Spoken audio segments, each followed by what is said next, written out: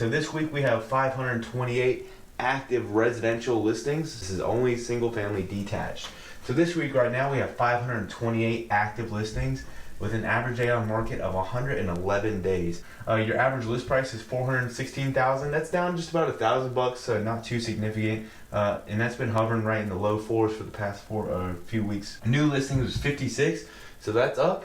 So, I know we continue to talk about a low inventory market. Well, that low inventory market, it's still showing that we're getting high 40s to low to mid 50 new listings every single week. So if that kind of gives you an idea of what a low inventory looks like, you're getting another 200 listings per month, and a lot of them are still closing. So average list price is $287,000, which is down a little bit from last week. There was 56 closings last week, which was awesome. We like things closing. Your average list price is $249, that's down, and your average sale was $246, which that's also down. Not too crazy, obviously it goes up and down week to week. Your big difference is $3,300, which is 99% of your list to sale price. So when you're going to list your house, that may be something to consider is, on average we've been getting about anywhere from 3 to 1% for your list to sale, right? So right off the top, these guys are going in when we're talking about negotiations is like, all right, well, let's go ahead and knock off $3,300 because that's what's on average. So when you're thinking about what price should you list your house at, that may be something to consider. All right, so you're back on markets, and your average days on market is 45. So that is closing really quick. On average, a loan takes 30 to 45 days closing. So if it's priced right and if it's in this sweet point in the price range, it's typically going on a contract within the first week or two. So something to keep in mind. Back on market was 16. So that's 16 houses that went under contract, and for some reason they could have fell out during the inspection period.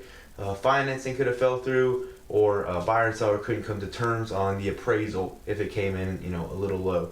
And things like that happen, right? So that's why you want to make sure you have good representation on both sides. And you only have 2 expireds this week. Pretty average. We usually expect them to jump up a little bit more at the end of the month and the beginning of the month. So 2 is not too crazy. And you can see over here, your average days on market for the ones who were under contract were 114 days. Still an extremely long time. I mean, these are outpacing the active days on market right now. So hopefully we can get those closed for y'all. Your average days on market for the expired is 110. Pretty common. Any listing contract is usually 4 to 5 months. So that's kind of right where that's falling. All right, guys. So we're talking rates here. All right, this is where the money's at. Rates have been pretty volatile these past few weeks. They've jumped up quite a bit. They've gone down quite a bit. So, but when you think about this, over the past 80 years, the average rate was 8%, and we're still pretty consistent below 4%. So it's always a good time to get pre-approved right now and go ahead and ask your lender, hey, can I lock my rate in, right?